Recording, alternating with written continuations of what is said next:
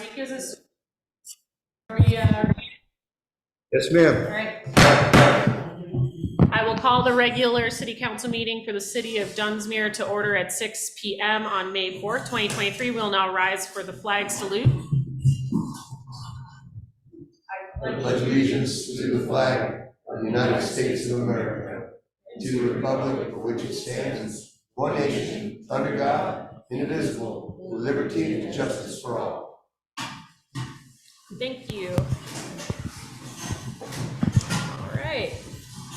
Before we move into roll call, I'd like to say Happy Asian American Heritage Month as well as Jewish Heritage Month. If you'd like to learn more about those two things, there's a lovely exhibit over at the library right now with some recommended reading and materials if you would like to celebrate those 2 months. And then we will now move into roll call. Councilmember Keisler. Here. And Councilmember Deutsch. Here. Councilmember Clarno. Here.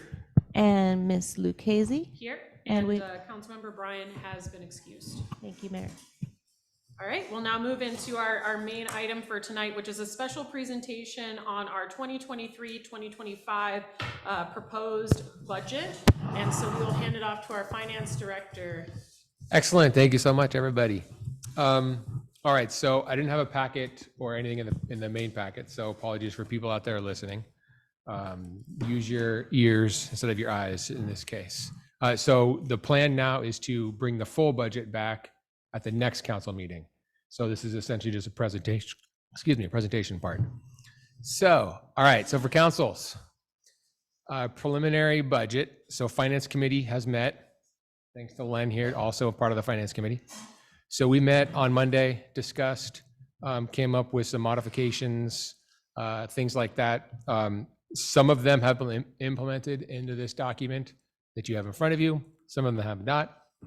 Hence the need for bringing it back at the next council meeting as well. All right, so I'd like to start on the back page. So if you flip your whole packet over, this is and I'll just talk for as short as possible, and then you guys are more than welcome to ask anything, but then it will be coming back. Okay, so for the back page, this is the salary personnel sheet, which comprises the biggest, general expenditure. It's salaries are the biggest pieces, aside from major projects, right? Like a $7 million water project. So if you look on the back there, the one thing I want to point out on the salary piece here is there are 2 additional positions in the maintenance fields. So whether that's public works, utilities, all that kind of stuff. So I just want to point that out, that there are 2 additional ones on that salary schedule or on the personnel budget sheet. Is it one particular column? Technically, it's the far right 2 columns. Next to the fire chief. Next to the fire chief, yeah, to the left of the fire chief there, yeah. Got it. Yeah, I think that's all I want to point out on that sheet, Okay. right? So if you, I guess if you look to the right, this $1.74 million or 1.074, that is going to be split out according to the bottom. Most of you guys have seen this already, but if anybody's listening, they will be seeing this page later. But the bottom percentages are then split in between the different funds. Okay, so the numbers on the right in the far right column, those correspond to within the budget document under the salaries and benefits and all those sections of the budget. This is the same model we've been using in the past. Exactly. We're Yep. not changing You guys are experts in it, so yeah, haven't changed it. All right. So then I'll jump to the summary page, which is just this short piece of paper here. Right. So this is kind of just a snapshot, real rudimentary, basic snapshot. So you see on the far left-hand column, it says fund. So we have general fund, sewer fund, solid waste fund, water fund, airport fund. I just kept those funds for now. Next column over is revenues. Next column, expenditures.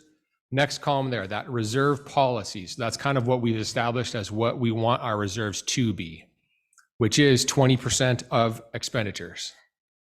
And it's also 25% to certain ones, but that's in too far, but okay. So the reserve policy, right? So that's a single dollar figure that we want our reserve amount to be. Then the last column there is the current reserves, which is called current, and then what our projected reserves, and it's not a number, but you'll see it says either above or below. I don't like the word below. I know, me neither. Me neither. Me neither.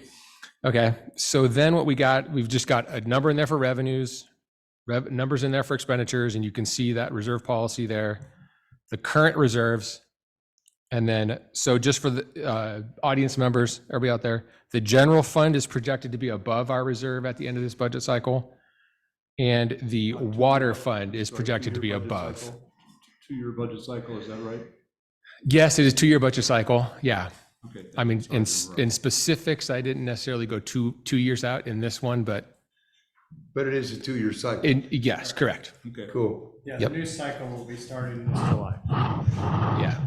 right? Yeah, so the budget document will be 7/1/23 to 6/30/25. 25. Yep. All right. So then for those out there, so the sewer, the solid waste, and the airport are all going to be below reserve expectations, with solid waste being the one in the most dire situation for the moment. Sewer is at least in a positive place. So the solid waste is in a negative position now. We have negative dollars in there. Sewer at least is in a positive position, and the airport is in a positive position, and it's just slightly below what our reserve aim is at. Okay, so those are those pieces. Hopefully it makes sense. Any quick questions on that? I have one quick question here, just for point of clarification, where it says above reserve, that's above the current reserve or above the reserve policy? Above the reserve policy. Yeah. So for those out there, and for instance, the general fund has a reserve policy of $439,000 roughly. The current reserves are around 600. If you factor in what we've budgeted so far, because we're at a negative budget of, well, not getting too far into it, but say we have a negative reserve of $100,000. We're going to overspend by $100,000. That would bring the current reserves down to $500,000, which is still above $439,000.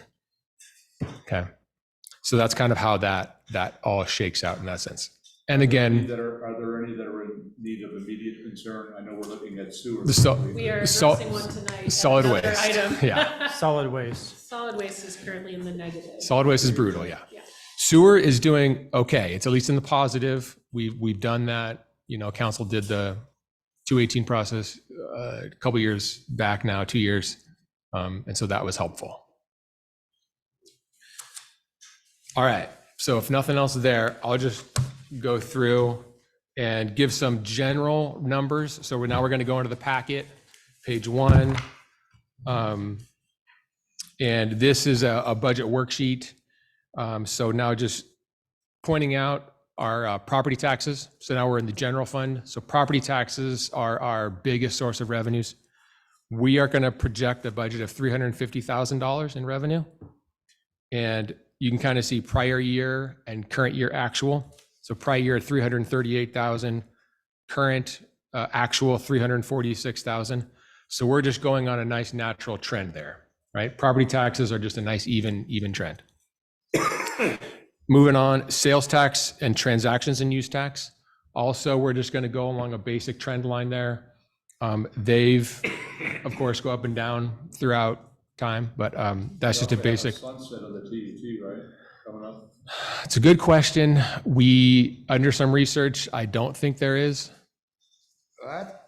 Yeah, We're currently investigating that based Currently on the investigating. information that we've received from the state. I'd love Yeah. that if we weren't, obviously. Yeah, that'd be nice, yeah, but we're doing, But the projected sunset date is, I believe, April of 2026, That's what I if it was- does yeah. exist. yeah, right. We're looking into that. We had just discussed it a couple weeks ago, so. Cool, thank you.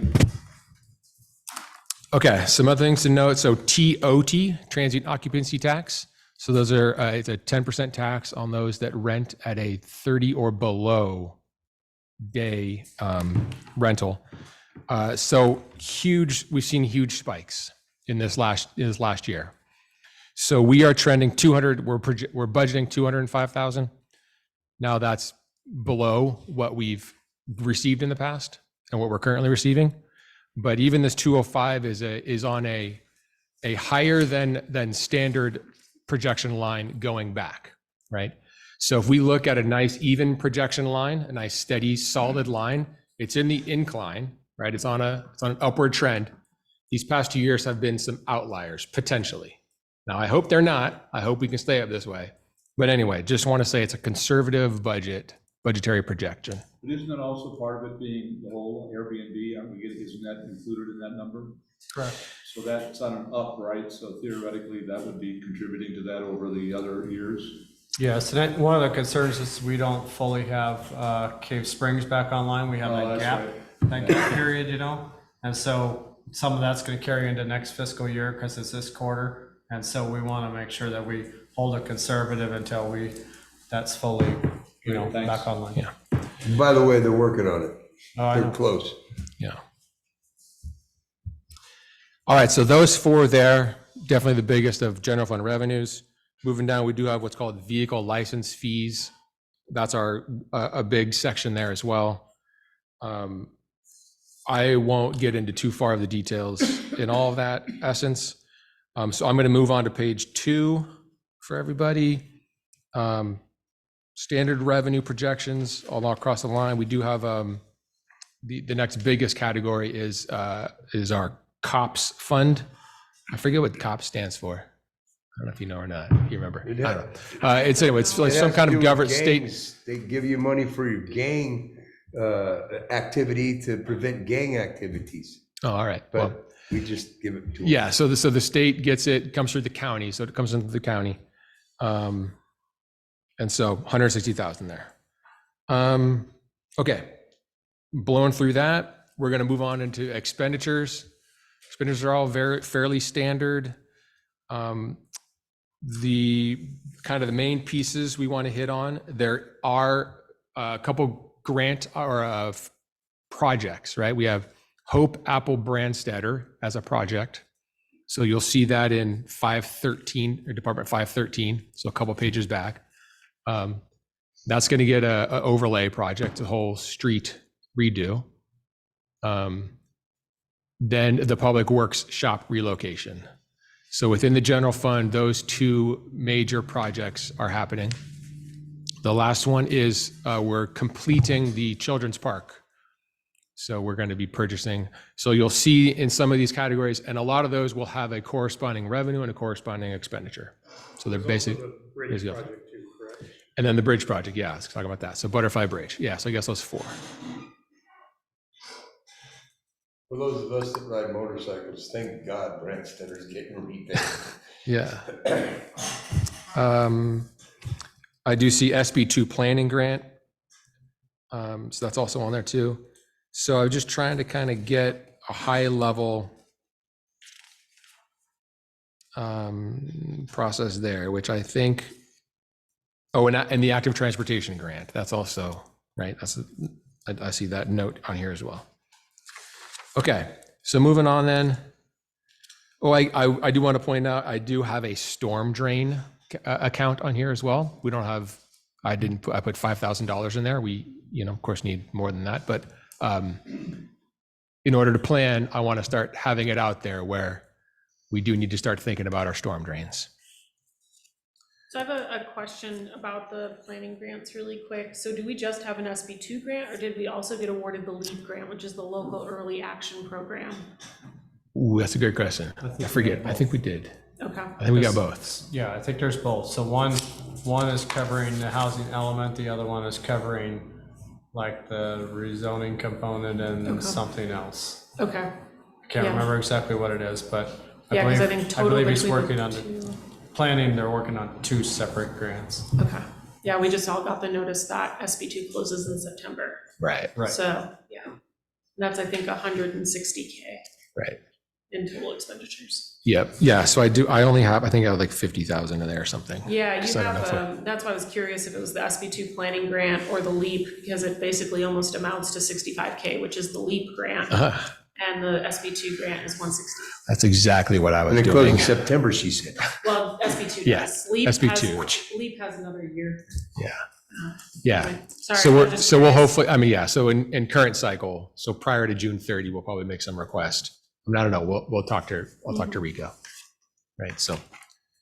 And it's taking them about 9 months to reimburse you once you request. There we go. Yep. Good. About right. Okay. I believe that's all I have in terms of general fund.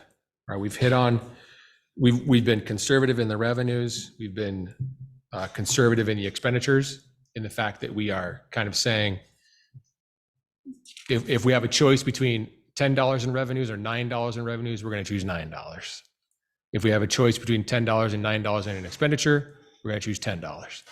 So that's the conservative aspect of that piece. All right, moving on to Town Dolly Park. Essentially, that's just money coming in from Community Foundation of the North State, expend it to maintain the park. So it's essentially a wash there. Moving on to the sewer enterprise. The revenue projections for sewer have been based on the rate studies that were done. So as well as looking at what our current revenues are, what our current user number is, and then figuring out the percentage change in the sewer rates, and then making those calculations. So that's the justification we've been using for these budgeted numbers for revenues for sewer, as well as water, but we haven't gotten there yet. All right, so sewer revenues for people out there, 1.2 million, 1.16, somewhere in there. Expenditure side, essentially is just salaries.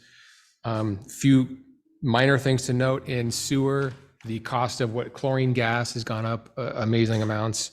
So we're, trying to look at alternatives and all that, but we've, increased our chlorine gas costs in our budgetary projections. And I feel like there was something else, but.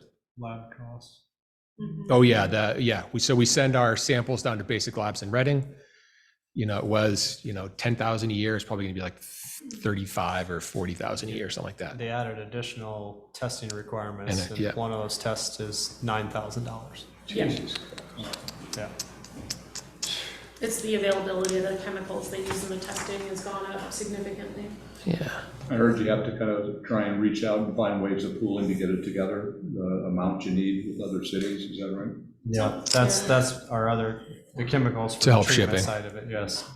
That's part of our other challenge.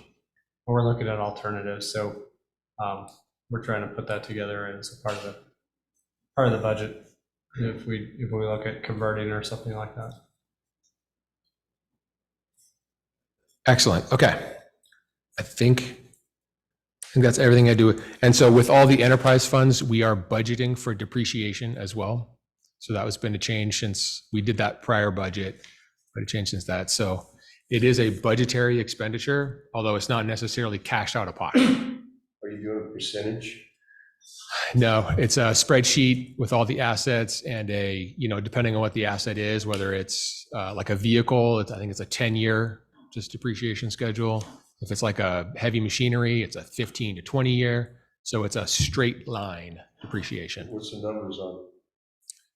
So for like the sewer depreciation, budgetary number right now is 295,000.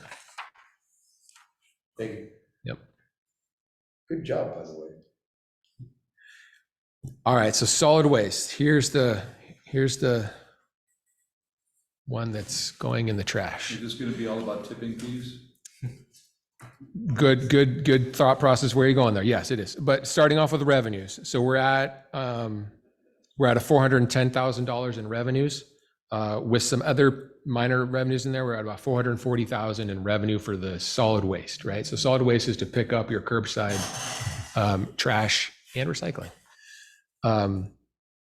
All right, so the revenue projections are in line with, once I've said, rate studies that we've done and looking at our users and what the rates are going to and all that. I think this is the last year of these solid waste rates going up.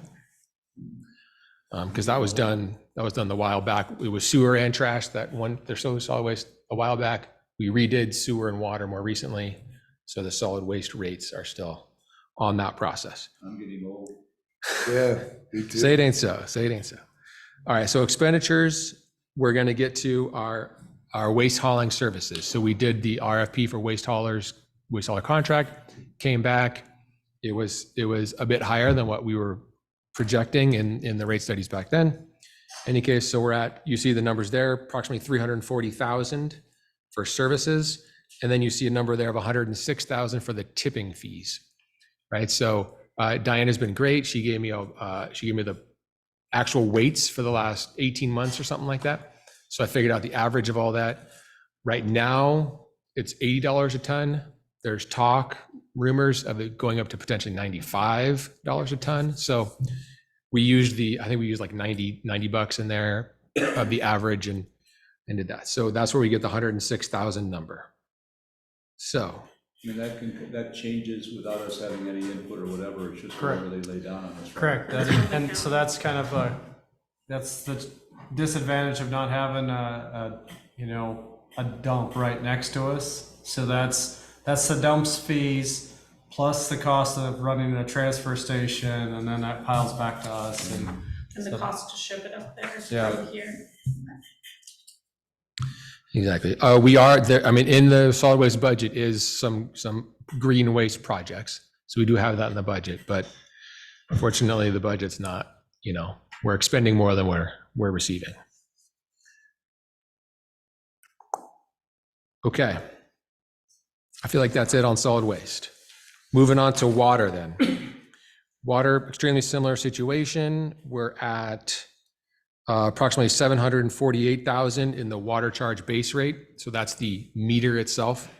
Then we're at 195,000 for the water use above base rate. So that's anything above your 5 units of water. Anybody out there, a unit of water is 748 gallons approximately.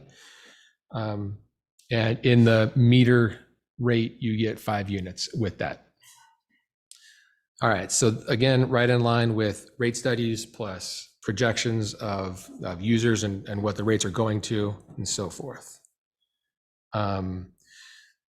You do see on your there's a project there. So the downtown tank project is going on.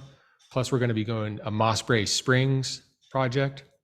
Okay, so those are going to be funded through state funds. Yeah, no federal on this one. So it's all state funded projects. I just like, every time we talk about the downtown tank, I like to tag that with the idea that this is for fire prevention. The whole idea is that we need the pressure for fire, so. Yeah, good, excellent, yep. Then, so we got done with the revenues. So approximately 1.5 million in revenues for the water fund. Expenditures, all pretty well standard. The pieces for the water fund that we're going to talk about are, we are going to have some non-granted, so some non-outside sourced funds for our own internal expenditures. So that Hope Apple Brandstetter paving project I was telling you about, that's going to be a general fund grant. Well, since the roadway is going to get all nicely paved and clean, if there's anything underneath that road that we're going to want to do, we're going to want to do it now, right? Because we don't want to have to dig out the road, get in there.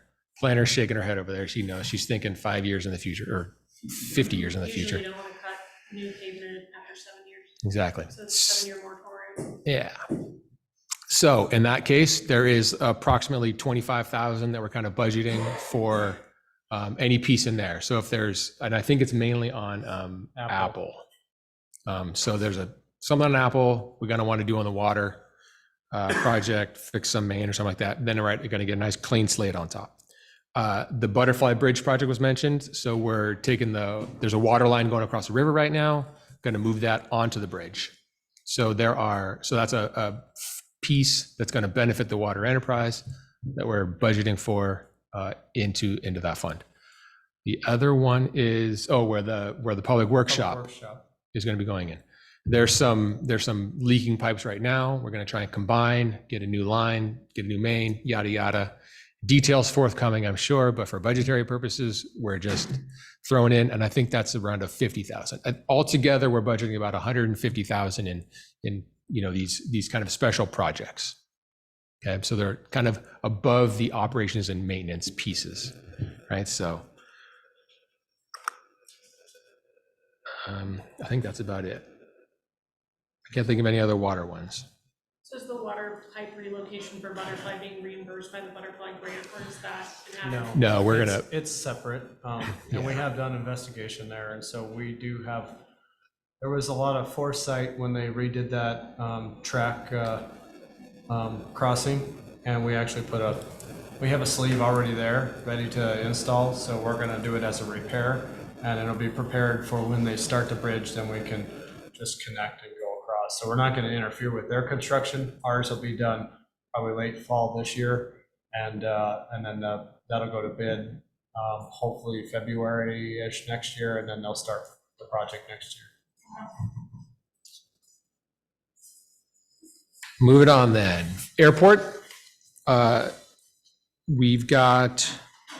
we're looking at, so airport revenues are mainly the hangar rents that come in.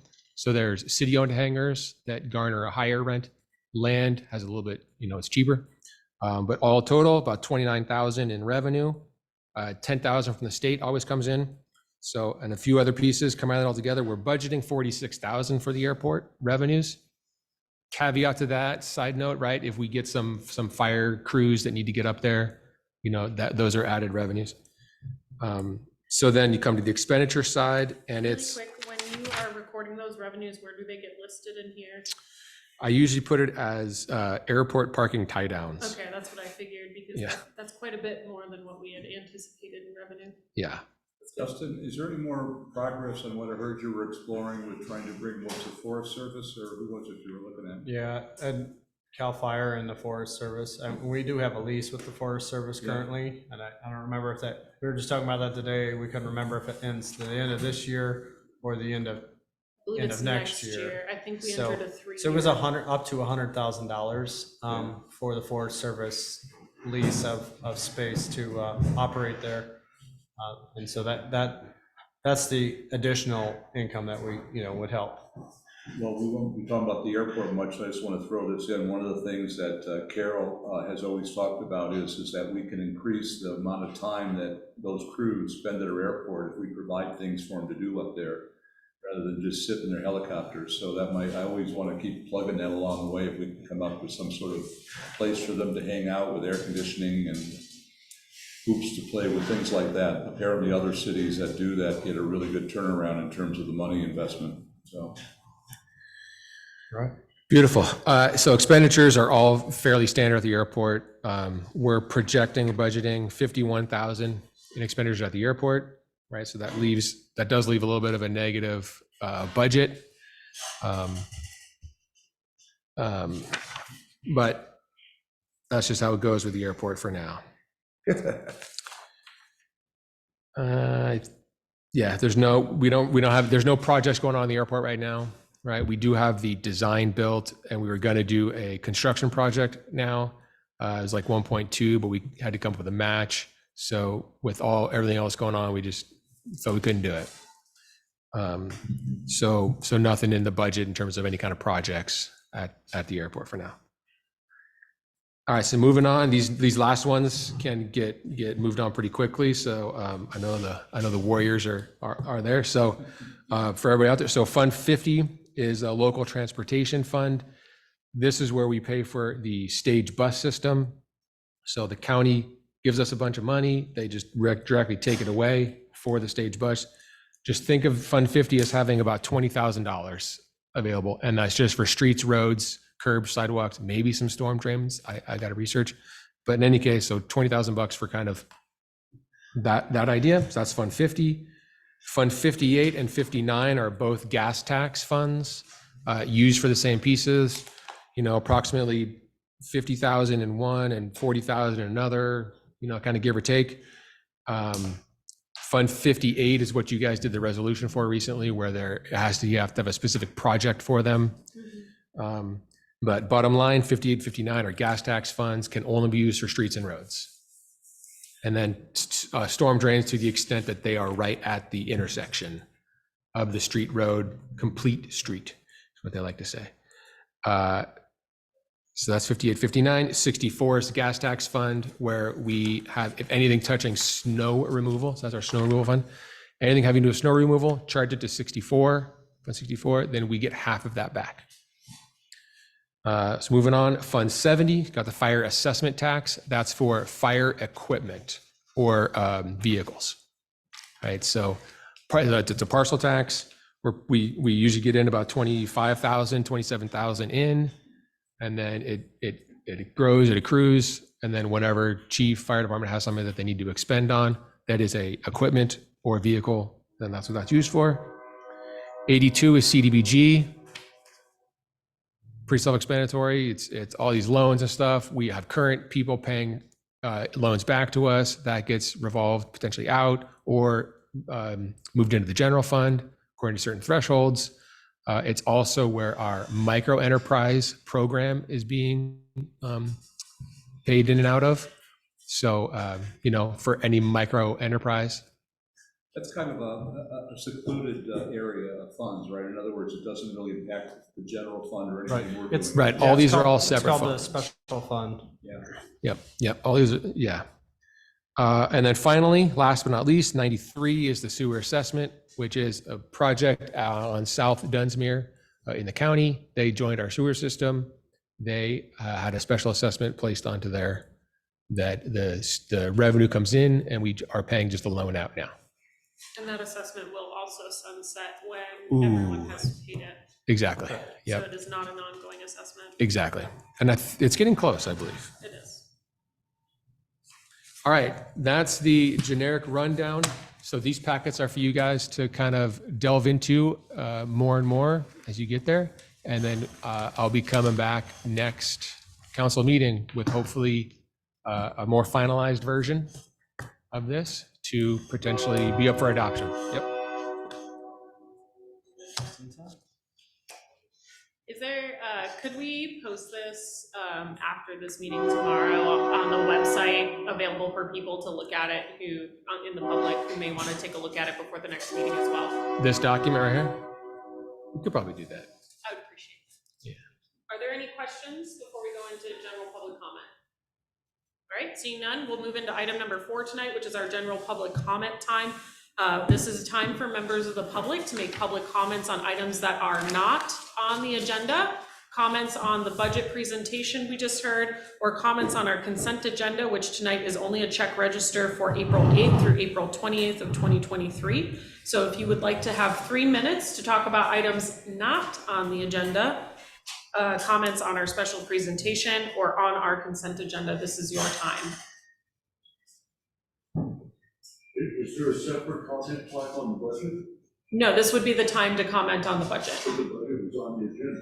It's a special presentation, so this would be now your public comment time on the presentation. You said items not on the agenda, that's the 3 minutes. So items not on the agenda, The budget was on the agenda. It's a presentation. so Yeah, it's on the agenda. let me, one more time. So this is now the general public comment time for items that are not on the agenda, Yeah. items in our special presentation, or if you would like to comment on our consent agenda, which is the check register for April 8th through April 28th of 2023. So you may comment on either of those 3 items at this time. If you would like to comment on any of our other items that will be in old business or new business, we will have time during those for public comments. So please save your time for that. So we do ask that you say your name or address if you would like. So after you say those, I will start your time. Bill Fanner, PFANNER, 116 Welsh Lane in Dunsmuir. Just a general question. A couple months ago, the council adopted a resolution for an ad hoc citizens committee for Moss Bray. And I'm wondering, has that progressed and how does one get on that committee? So just a general question on that. And the other question may be part of the latter, and that is just kind of an update on the downtown revitalization plan. I understand there are 4 firms that have qualified, and just an update on that would be appreciated. Thank you. All right, thank you.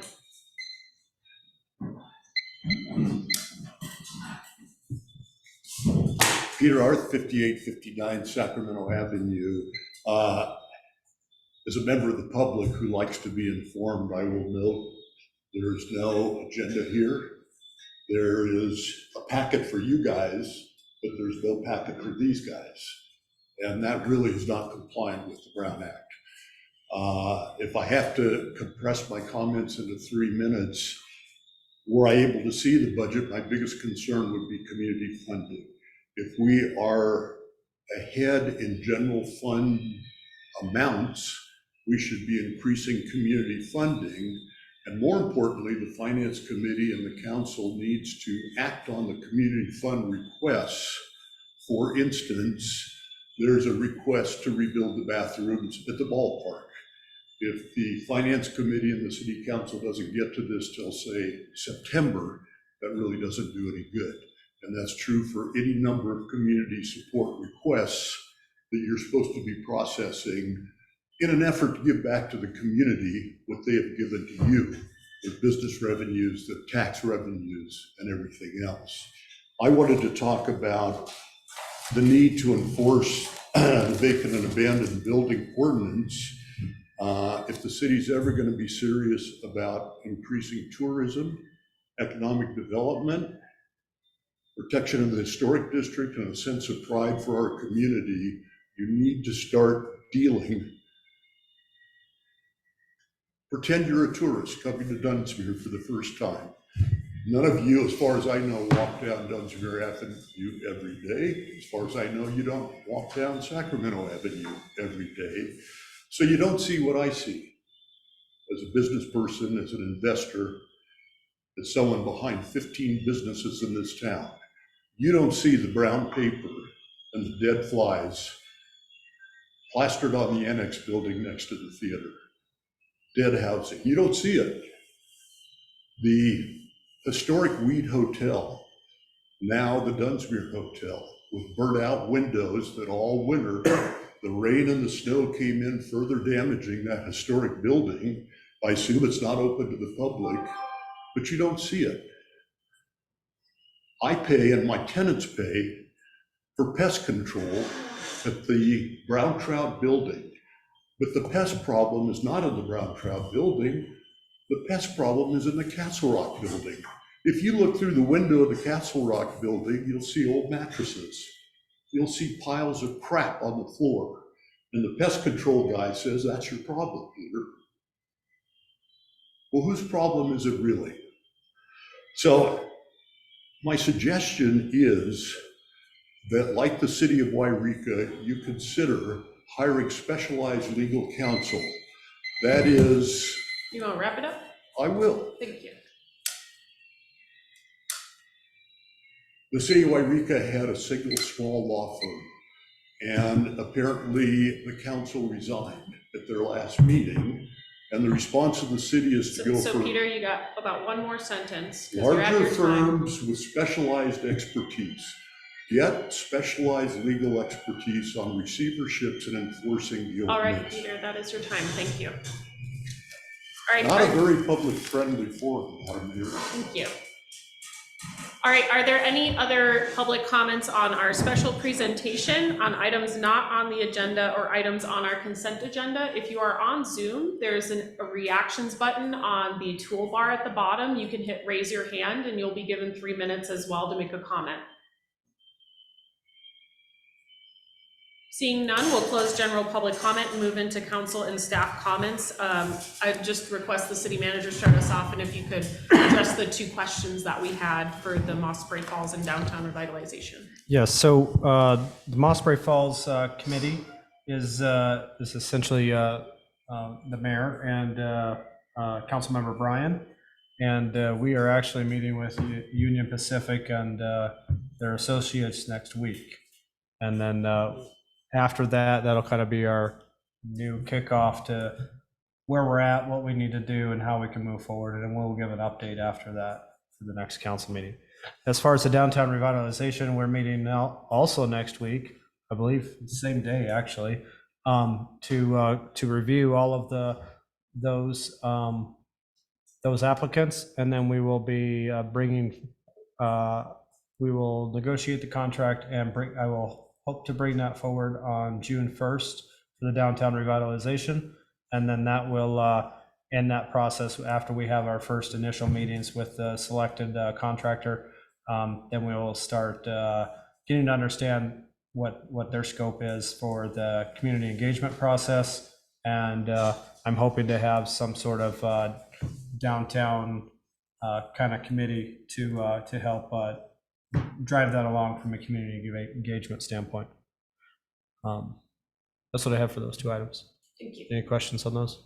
I think the only other thing to address is the resolution we approved for the Mossbury Falls project is only a 2-member council member ad hoc at this time until we can secure some of the entitlements needed for the trail, but there was a discussion on expanding the committee once that phase of the project was complete to include public members. I believe the intent of the council at that time is that it's very sensitive to meet with Union Pacific and wanted to keep those smaller meetings before going into a more public setting. And then were there any other report updates you have for today? Yes, I did hire a public works director. We had 3 applicants, and we interviewed 2. One was internal, one was external. I had a panel of 3 people, myself, Blake, and then Fire Chief Padilla. And we ultimately unanimously selected Dennis Delabana as our new public works director. Congratulations to that dude. Yeah, and so I sent him on vacation this week to kind of reset and get ready. He'll be back in on Monday. And then see what else we got going on. Everything else has been involved with budget, so that's kind of been where we've been living at. Question? I'm just, are you aware of the sheriff's office being called in on a large group of people on the railroad tracks? I think last week it was. Yes, I can address that. Well, I'm just saying, I'm sure that'll be a good thing to bring up during your meeting with UP is what I'm saying. Yeah, well, I meet with them every Friday, and I met with them, actually, they were in town this week, so we discuss it every time we talk. Great, I appreciate that. But I would like to hear about that since the sheriff's not here today. yeah, that specifically, so I received a phone call on, I think it was yesterday. They've had 2 call outs to addressing 20 to 30 people. yeah, I don't know how many people. They didn't give me a number, but I was called by the sheriff's department and asked how I wanted to address it, and really I said, well, don't go down the tracks because it's not our responsibility. That's Union Pacific's responsibility, and I'll reinforce that with Union Pacific in multiple ways, in multiple capacities. Yeah, right. I think part of the challenge we have right now is people don't realize that the river is up quite a ways. On Monday, that the river was up probably 2 feet higher than it was on Friday. And so as the temperatures fluctuate, that could change how much beach is available to get off of the tracks and down there. And so we may see more of that. And I have been, we're kind of holding our ground, like that's not our area of responsibility, it's private property. And so the sheriff's department has called Union Pacific back and said they've made some unfortunate decisions to not fill their northern policing force up here between Roseville and Klamath Falls. And that was their Union Pacific's choice. And I'm not sure why, but I'll push back on them, and it's a danger, which is exactly why we're moving forward from the city side to make sure we can work to get that trail in, to get people there safely. Great. Thank you. And then there's something else I had. I totally slipped my mind. Oh, we did do finance committee, but that's how we got the budget. Yep. And we just touched a little bit on the public works stuff, but we can talk about that when we get there. Good. Any other questions for city manager? All right, seeing none, we'll move into council comments. We'll start on this end with Councilmember Keisler. Do you have any comments for today? I want to thank the city manager. He come and picked me up at the house and give me a tour, and it was nice to see all the things that they got going on. We looked at the potential building that we're putting up, the footprint, water lines, talked about extending the sidewalk, all ADA compliant. So I just want to thank you for your time and giving me the hands-on, showing me what's up. I like that. No problem. Other than that, no, I'm good. I want to thank Blake and the Finance Committee for your time and efforts. I appreciate it. Thank you. Councilmember Deutsch. Thank you, ma'am. I'll echo that. I thought that was a well put together budget. I appreciate the effort of city manager and finance director and everybody else involved in that. Thank you. I'd also like to follow up on what Dave just brought up and compliment, maybe it's a pattern, but Dustin for the roundtable I attended on Tuesday. It was well attended, I thought, and it was an opportunity for city manager to do a good job at explaining to a critical group of people all the different things that are going on and the challenges that are at play, and I thought it was well received, and so well done, sir. Thanks.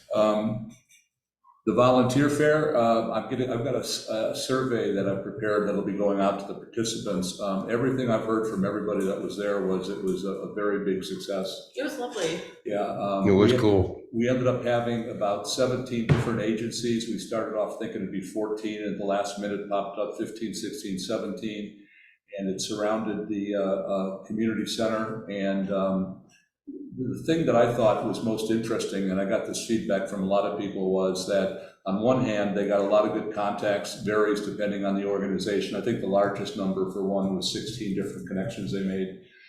But the largest thing is that there was, first of all, a general sense of energy in the room. You walk around and people were talking. It was not like you're just, oh, what's going on? And then the other thing is that the interplay between the different organizations, getting to know each other and sharing that information, I think really made a big difference. And the mayor was there and walked around and visited with each of the different agencies. There's a good story that Shireen Strauss put together on Siskiyou.com, I guess it's called. Siskiyou.news. Siskiyou.news, that's right. And so what the chamber arranged with her was to have her go around and interview each of the different groups that was there and get the essential information they wanted to share, so that even if you weren't able to go to the fair, you could actually find out a whole lot of information. Following that up, and I'd like to thank the team that Cheryl Petty put together. She had a very well-functioning team that started several months ago to put this together and plan it, and people really bought into it, and I really was excited about that. At the same time, I've kind of started off on a new venture with the chamber. I still recognize and want to encourage Michael Klarnow to continue to be the liaison, but I've actually become a member of the chamber now as an individual. And I'm doing that just for the sense that I can then work with them on some of the technological things that they're kind of looking forward to. So I'm now an actual individual member of the chamber for what that's worth. And then I wanted to point out a few dates that we have coming up. We have May 10th, which is for the Caltrans briefing at the community center. That's 4 to 6 on May 10th. And then a big thing for the council members here is May 19th, the membership meeting for the Sacramento Valley Division. And what's exciting about that is I was able to, in coordination with Linda Shaban and the rest of her crew, come up with an ideal person, I think, to be the presenter for the home hardening presentation that'll be given during the membership meeting down in Reading. And that's Jamie Tern, who is one of the board directors of the Siskiyou County Fire Safe Council. So she's going to be giving a half-hour presentation. I'm hoping, I haven't reached out to her on this yet, that I can record it and share it with other people, but particularly looking at the lessons learned from the core project. And in general, the biggest thing is that I'm continuing trying to find some kind of solution to is the idea of how to deal with chipping and moving forward with that. And I've asked her to kind of talk at that presentation about some of the programs around the counties and state where they have neighborhood chipping, and apparently there's funding for that. So I want to be pursuing that, and I will be following Linda and her husband and the team over to right now it's the Firewise Council, and they're also looking at that maybe being a subcommittee of the Fire Safe Council. So I'll be working with them on that.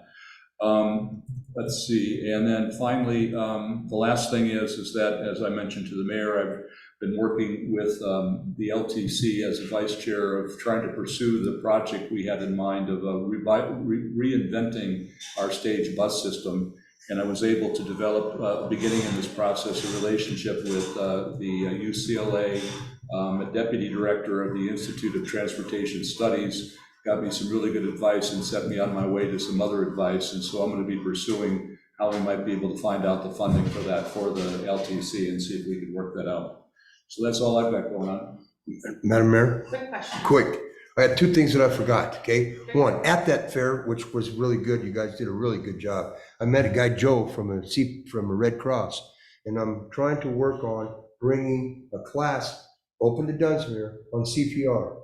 So I think that'd be beneficial, just good to know. And then the other thing was, Bruce mentioned fire, defensible space, people.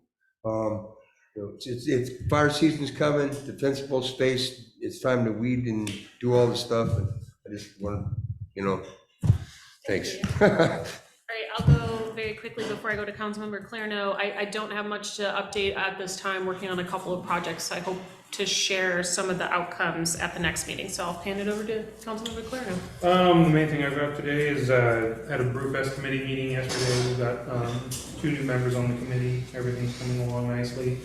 We're August.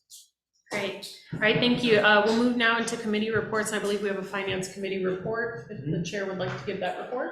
For the most part, we already went over everything. We went over, the main point of this finance committee was framing the budget, or going over the budget report that Blake gave us. I do have a few other things to add. The other item that we did go over in that, we talked a little bit about financing for the new public works building. I know once things are a little bit more solidified, Dustin will go over all that with us. Biggest thing to take away from that is right now we're looking more lease purchase versus our other option, which is a certificate of participation. And the main reason we're looking for the lease purchase is that it's a lot better with our timeline. The only other thing I'd like to add from that meeting is that with how small that budget deficit is with the airport, just a few, it's very likely with the fires, if there are any fires in CAL Fire or Forest Service uses that can close that budget gap. She'll be in the black in 5 years. Black We'll be in the black. We're still in the Look black. at that. We're actually in the black right now. We're in the black. Bye. I know. All right, thank you very much. Are there any questions for the finance committee? Well done. Well done. All right, thank you. We'll move now to approval of the minutes for the meetings of April 6th and April 20th of the year 2023. Is there any discussion on the minutes? I'll make a motion to approve the minutes of April 6th and April 20th. Second. All right, there's a motion by Councilmember Keisler, second by Councilmember Clarno. Any discussion? Seeing none, all those in favor, please signify by saying aye. Aye. Opposed? Abstention? Motion carries. Minutes are approved. Thank you. We'll now move into our consent agenda item, which is just the check register for April 8th through April 28th of 2023. Do I hear a motion to approve? A motion to adopt Sorry, a the motion. consent agenda. Motion to adopt. I knew there was an adopted or someone, I just did it too soon. Yeah. All right, cool. Second. All right, there's a motion by Councilmember Keisler, second by Councilmember Deutsch. Any discussion? Seeing none, all those in favor, please signify by saying aye. Aye. Opposed? Abstention? Motion carries. We'll now move into our old business. We have no public hearings tonight. And, our old business is a public works building update.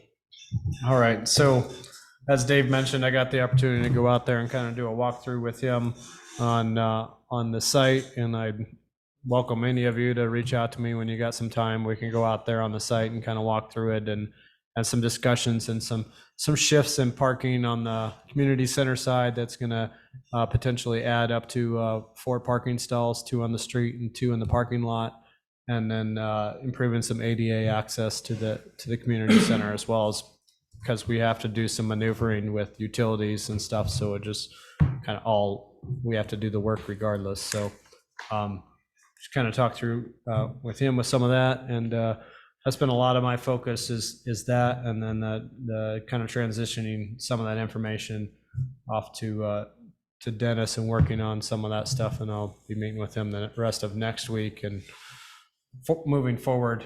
And then but we did discuss the financing, and so in looking at our options, so we have most of our options require bonding and going to a vote, and we just don't, the kind of timeline it takes to get all of that stuff accomplished is not, it's not like we plan to build a new public works building, for 10 years, and could have gone through a bonding process, where we would potentially go for a vote.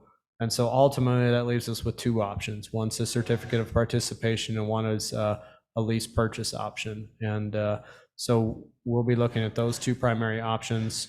What was the first one? I'm sorry, I didn't hear. Certificate of participation. How does And that work?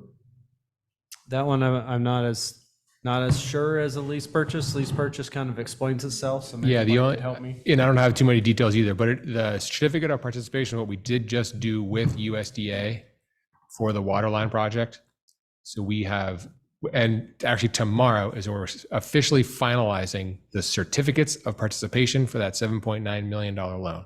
So I think it has something to do with the bonding prospect and with federal money and other types of money, yeah. And so those are ultimately where we're at. Unfortunately, we have a compressed timeline. I'm waiting on a quote to do our CEQA component, and then my layout design is about 95%, and I'd like hope to be able to bring that forward to the council to discuss a little bit once that happens. I've been working. I did meet with Parks and Rec District.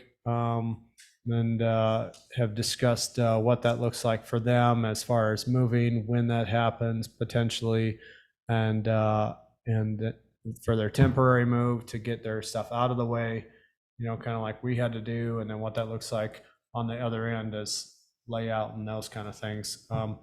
And then also we have stuff for the Rotary that we also have to handle, and so some of that stuff I hope to get squared away in the next 2 weeks before the next council, and kind of move forward on some of that stuff. I got it.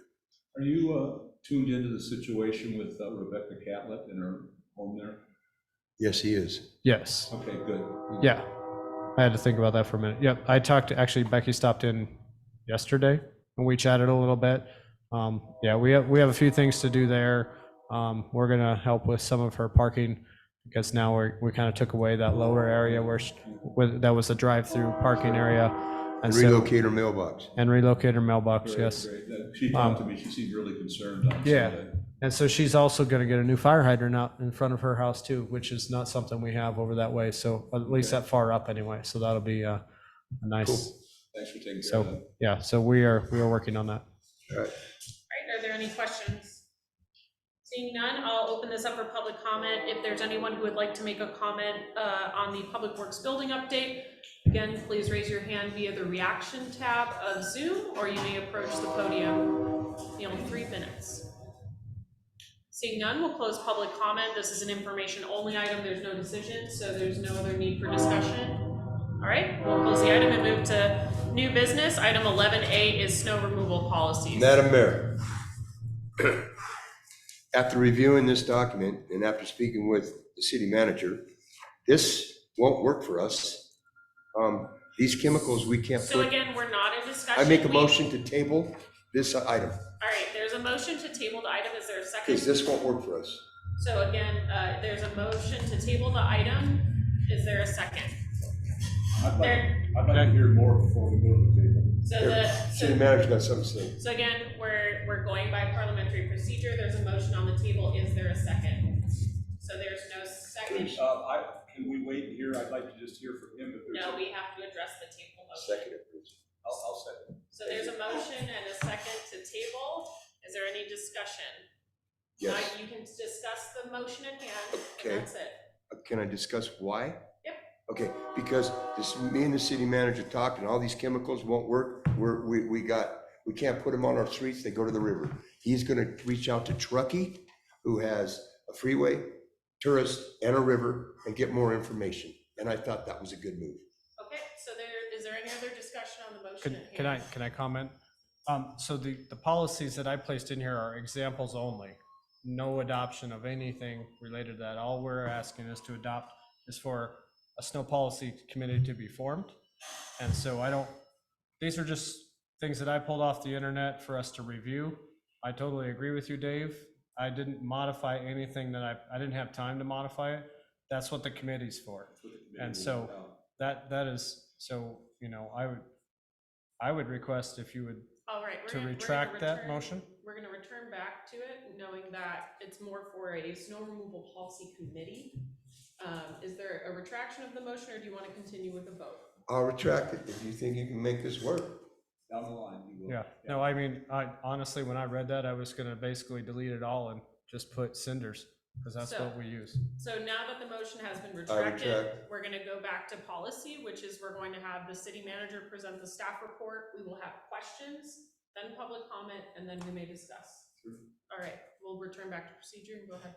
Okay, Mayor and Council, over the last 1,200 or 1,300 hours of snow removal since I've been here, we've had a lot of challenges in many aspects, not just with parking, but just where do we put the snow? Our equipment's not big enough, all kinds of a variety of things, right? Pretty much every aspect of anything you could possibly imagine, we've had to deal with. And so I would like to establish a committee to help look at a new snow policy, new parking policies related to snow removal, and then and kind of isolate it by downtown and then neighborhood parking. And some of that would include, you know, some streets that are too narrow, there may be no parking. Other streets, there may be parking on one side or both sides, depending on where they're located in, because we don't not all of our streets are compliant with the, you know, standardized widths. And so overall, I feel it is, it's a broad enough topic that it requires some additional input outside of staff and outside of council to help us make this a holistic policy and to improve it for the best interest of the community. All right, are there any questions on the presentation? I've got discussion, but not questions. Any questions? No. All right. This, yeah, since this is just to form the committee. Correct. No questions. All right, thank you. All right, we'll open this item up for public comment. And just to reiterate, the item is snow removal policies, and the recommendation from the city staff is to establish an ad hoc snow policy committee with 2 business members, 1 resident each from North and South Dunsmuir, a council member and staff. That is the recommended action, but you may comment on anything related to snow removal policy in your 3-minute public comment. I see we do have a raised hand on Zoom, and so I will give it over to, it looks like Dave Clare now. Hello. I just had a couple of comments on policy, and one was years ago, the city set up through personal preference that when it did snow, someone run a snowblower through the downtown, and hope that it ended right there at the brewery and the library, but they should have extended on up to the post office. And then also it would be nice to clear the 800-foot bridge, the sidewalk there, because the way it is now, people, when it snows and the roads are sometimes snowy, they have to walk in the road to cross it. And there are a number of people who cross that bridge every day, even in the snow, and someone's going to get hurt there. And then the other policy was both Weed and Mount Shasta has a system in place where people with special needs who need dug out during the snow, that someone comes in, shovels them out so they can have access to medical and groceries and all of that. So that's the only comments, and hope you would consider those. And thank you for your time. Thank you. All right, again, if members of the public would like to raise their hand and have 3 minutes, or you may approach the podium and give your comments. Hello, Allison Lashevsky, 5334 River Avenue. I thought it was interesting in the packet, all the towns reference was where I'm from, back in Massachusetts, which I thought was really interesting. Like, I looked at the attachments, and we get a lot more snow back there than we get here. So I have a lot of experience with it. So I'd like to be on your committee as a resident to give some input on that. I also love Mr. Clarno's idea of getting the bridge plowed. As you all know, I'm a jogger in town, and that is definitely an area where I feel very vulnerable when I'm jogging. So that would be great as well. In addition, I hear concern about, elderly residents and people needing help in the snow, and I recommend a greater community effort to try to address these concerns on a grassroots level. And I also would like to step up with that as well. Thank you. Thank you. Are there any other public comments? Thank you. Mr. Bailey. Dwight Bailey, 5906 Castle Avenue. I've been here back a few years in this town, and like we noted earlier, we've heard there, that our policy has been on the books for a number of years. This year, with the high snows and that, it seems to be a radical decision on the interpretation of certain aspects. As I understand that we're supposed to remove our cars from the streets when there's at least 3 inches of snow. As I read the packet, some of them say you can't park in the street for more than 1 hour between 1 o'clock and 7 o'clock. The way I have it pictured, if that rule is enforced as stands, you're asking everybody to get in the car with 3 inches of snow on the ground and drive around town until they find a parking place, kind of like musical chairs. I think that's a dangerous situation in most areas. Some of the plans that you put forward state that they will plow during the night or that they will plow in the morning, but it doesn't have you remove your car at odd hours of the morning because you don't know it's snowing. So I think that any time that there is a new interpretation of old laws, I think it's great to update those laws. So I'm looking forward to the fact that we are going to look at our snow removal policy, but I also think that we got along for many, many years with the old language because the interpretation was more reasonably applied. With the extreme snows this year, everybody was hurting. I, for example, probably shoveled 100 hours of snow, and that's, a senior citizen, also snowing out, digging out my neighbors, etc.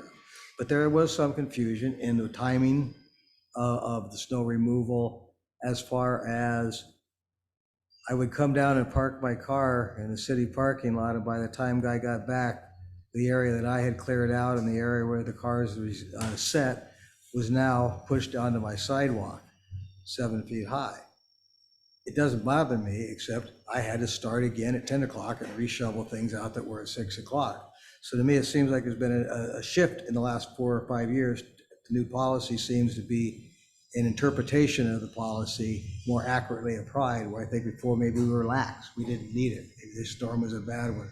So I'm in favor of looking and reviewing it. All right, thank you.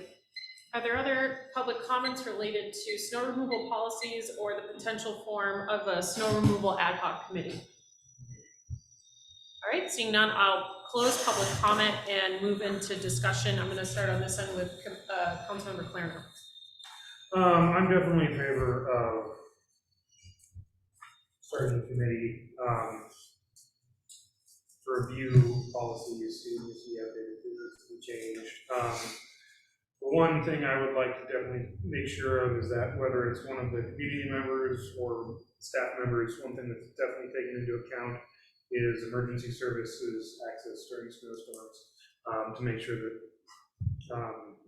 mainly medical, but in the case of fire, during snowstorms, that emergency services can access residences as efficiently as possible. Thank you. Councilmember Deutsch. Thank you, ma'am. The one thing, well, first of all, I want to let you know that at the volunteer fair, Alan Clother and his wife Cynthia jumped on this. I guess it was really part of the Revived Church, but they created a group called Helping Hands. And that group is to hopefully build up a team of volunteers over time that can go out and help with snow removal. So they're doing that on their own. I think that's a tremendous initiative, and I appreciate that.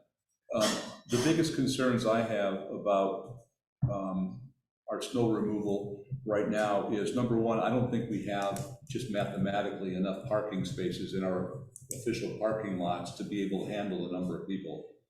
And I think that really has to be a fundamental thing looked at. And I think it's kind of brought up at the idea of where do we go with these things.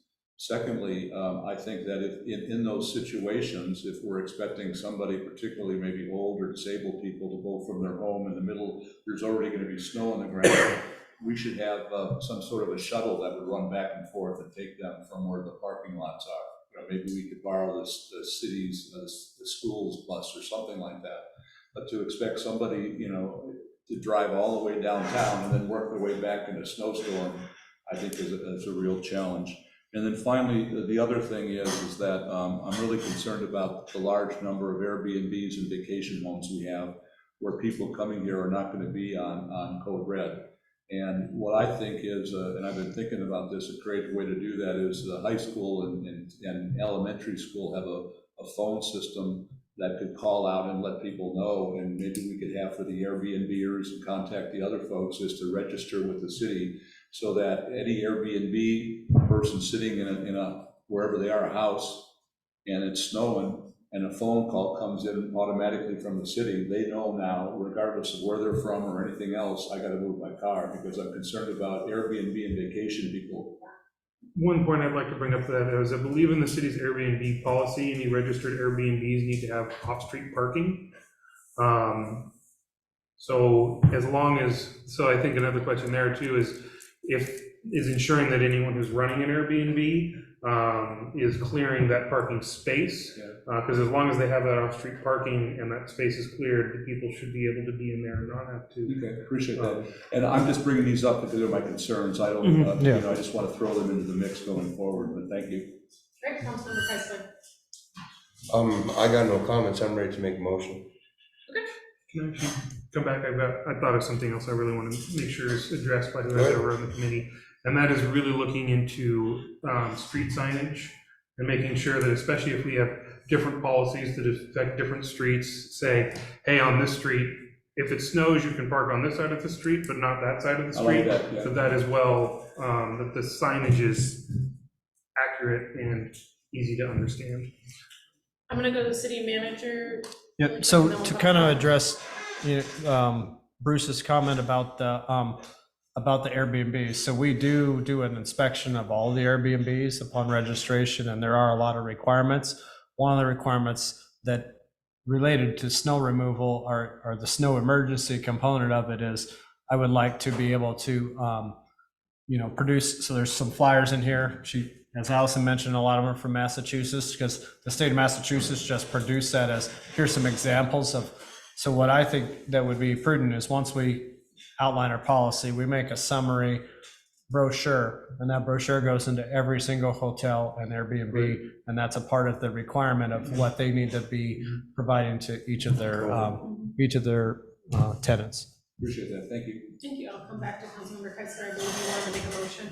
I'd like to motion to establish an ad hoc snow policy committee with 2 business members, 1 resident, each from North and South Dunsmuir, and a council member and staff. Is there a second? I'll second. All right, there's a motion by Councilmember Keisler, second by Councilmember Clarno to establish an ad hoc snow removal policy committee. Is there any discussion? I'd like to nominate Michael Clarno to be the council member on that committee. I second that. We got to get to that point. Yeah, so we gotta do we have to commit.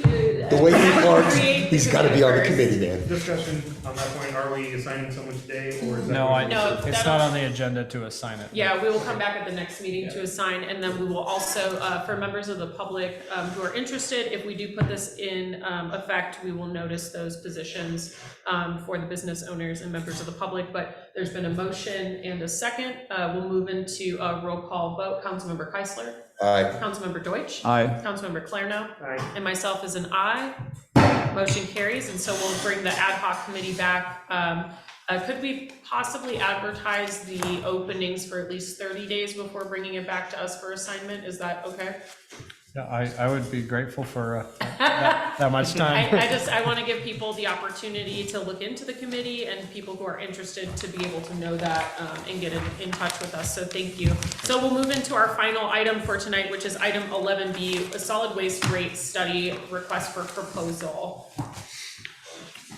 All right, Mayor and Council, based on the current situation regarding the solid waste committee and the fact we haven't met in a while. And the fact that we're in the budget and we're currently losing approximately $7,000 a month, I feel it prudent that we move forward with an RFP to establish a new 218 process for the solid waste.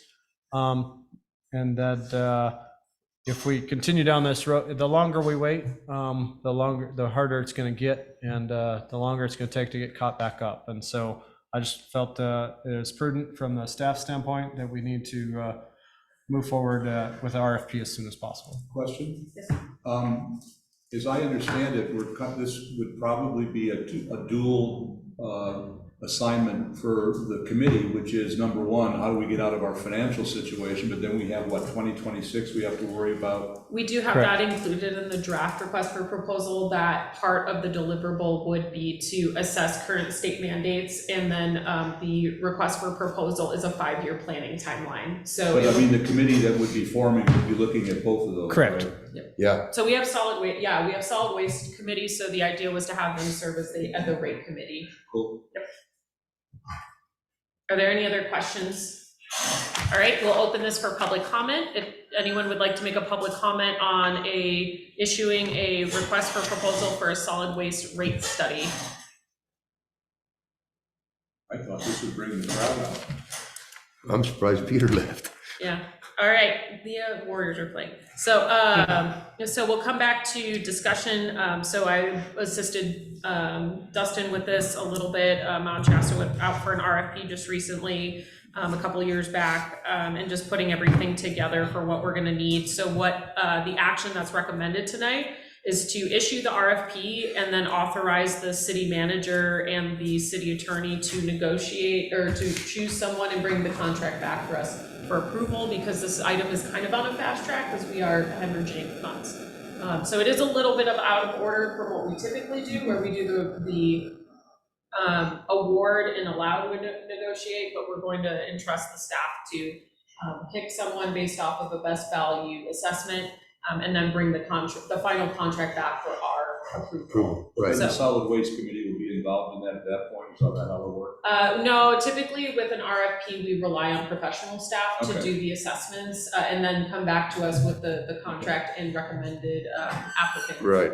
So, A motion to authorize the city manager the authority to issue an RFP for professional services to assist in a 218 rate study process for solid waste and negotiate a contract for council to approve at a later date. Second. all right, there's a motion by Councilmember Keisler, second by Councilmember Deutsch. Any discussion? Seeing none, we'll move into a roll call vote. Councilmember Keisler. Aye. Councilmember Deutsch. Aye. Councilmember Clarno. Aye. And myself as an aye. Motion carries. Thank you. All right, that'll move us into our future agenda items. We do have quite a few agenda items on the list. City manager, could you please refresh my memory on what we could expect at the next meeting? Let's Excuse me. see, next meeting, budget. And hopefully sewer ad hoc committee appointments. I don't think we've seen any citizen applicants for that.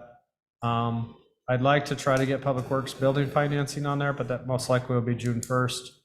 I just don't have enough information for that. Snow Policy Committee? We're gonna give 30 30 days to days. advertise for the Okay, okay. positions. That's fair. So So- that'll be June. Yes, it'll be probably June 15th. Yep.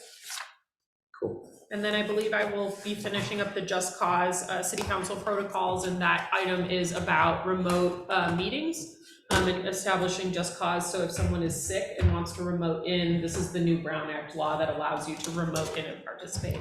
So you don't have to go through all the rigmarole about being in a public place and putting up public notice? Correct, yeah. We're coming down to the city hall and showing And we may see, the city manager the lump on your head when you about got knocked that won't out. be till June 1st.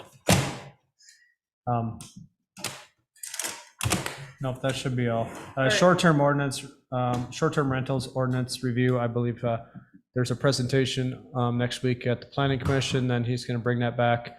So he'll give them all the information. He's gonna bring it back to them in June.